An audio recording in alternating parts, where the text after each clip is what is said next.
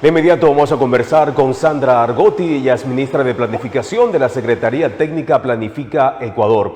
¿Cómo está, Sandra? Buenas noches, señora ministra. Primero, antes que todo, un feliz Día de la Mujer. Y para empezar con esta entrevista, tenemos entendido que se ha conformado, ya cuando faltan 2 meses y varios días para que termine este gobierno, se ha conformado un comité de transición. ¿Qué tan importante es este comité y cuál es el propósito del mismo? Buenas noches, señora ministra. Gracias, Fernando. Buenas noches también. Saludos a nuestros televidentes de Televisión Manavita. Gracias su saludo primero y también al finalizar el día darles un saludo cordial, un abrazo a las mujeres fuertes y guerreras que siempre estamos trabajando. Somos madres de familia, hermanas, también somos abuelas, tías y siempre representamos a nuestro país. Así que espero que hayan pasado un grandioso día y todavía no termina. Festejemos mucho y valoremos a la mujer ecuatoriana. Dentro de ya el proceso de transición, como nosotros lo estamos manejando, hemos definido ya con el señor presidente de la República 3 entidades o 3 representantes que estamos manejando la transición. En este caso es el Ministerio de Trabajo, la Secretaría Técnica de Planifica y también la Secretaría General de la Presidencia de la República, cada una de sus competencias. Ya nos hemos reunido en este comité, establecimos una hoja de ruta de cómo vamos a actuar, qué informe vamos a presentar al gobierno entrante. Así que este es un tema transparente, donde sea inclusivo y toda la información que hemos venido trabajando, sea también a través del Ministerio de Trabajo, el tema COVID y otros más, como proyectos que se han impactado en el territorio, lo vamos a transparentar para el nuevo gobierno. Correcto. Y para ir desglosando poco a poco estos temas, señora ministra, sería importante conocer cuáles son los temas y la información que se entregará al próximo gobierno.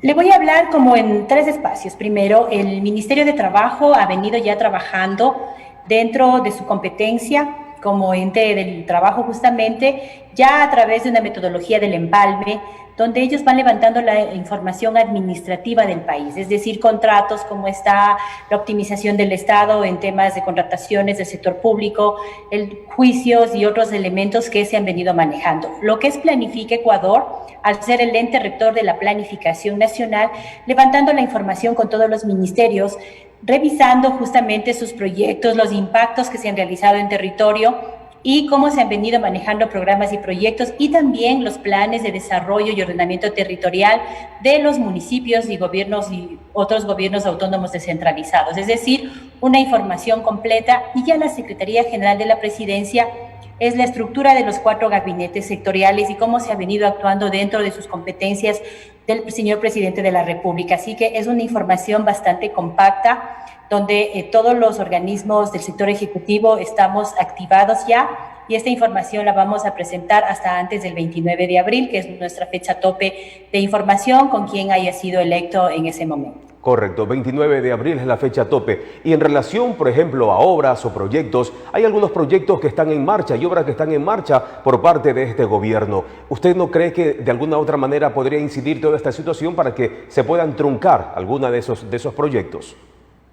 Nosotros pensaríamos que no, recordando que toda la planificación, por ejemplo, que un presidente electo realiza en su inicio es de acuerdo también a su plan de trabajo cuando lo hizo en campaña. Se establece un plan nacional de desarrollo.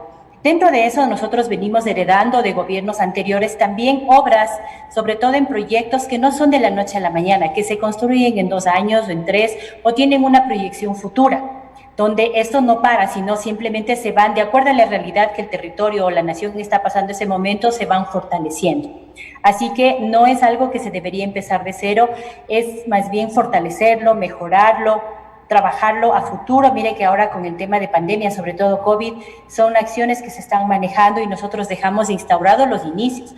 Otros proyectos igual como la niñez, la fuerza de derechos humanos, donde hemos tenido mucha violación de niños en este espacio de pandemia.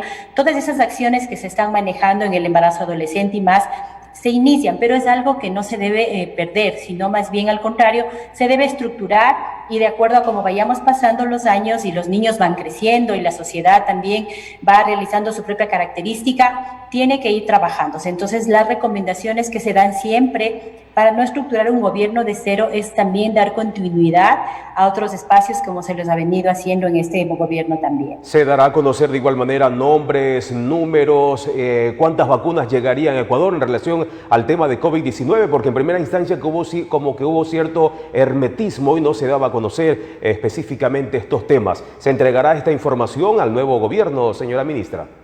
Totalmente. Vamos hablando de los proyectos, por ejemplo, vacunación. La estructura primero era saber, y nosotros tenemos que como gobierno asegurarnos que las vacunas que llegan al país tienen los elementos de salud que todos los ecuatorianos vamos a resistir y se las va a manejar. ¿Qué laboratorios estaban realizando? Ustedes saben que fue una sorpresa mundial. Y no podemos traer cualquier vacuna. Tenemos que primero revisar, saber que ellos cumplen con la normativa de salud y para eso tenemos que trabajar con el Ministerio de Salud y también universidades que tienen especialistas formados en el exterior en la parte de biología molecular y otros más, temas así. Luego ya en temas, por ejemplo, proyectos que se están manejando en Casa para Todos, la parte de agricultura, el que nosotros manejamos también el Ministerio de Transporte y Obras Públicas, carreteras y otros proyectos más que se han ido priorizando. Los temas de salud también, la reactivación productiva, ustedes saben el turismo ha sido muy golpeado, pero también se han ido estableciendo algunos de los espacios de cómo vamos a ir mejorando esto. El volver otra vez a salir a las calles con los debidos temas de bioseguridad han sido difíciles de controlar por la misma ciudadanía que a veces desordena un poco cómo ellos caminan, cómo estamos estructurando. Entonces, esto va a quedar transparentado y toda esta información se está levantando. Y lo mismo que hemos traído de los organismos internacionales, y siempre yo les he dicho, cuando un organismo internacional trae recursos a un país es porque confía y es un país que tiene una buena garantía de pagos, de recursos y que lo podríamos manejar. Entonces hemos tenido, y todo eso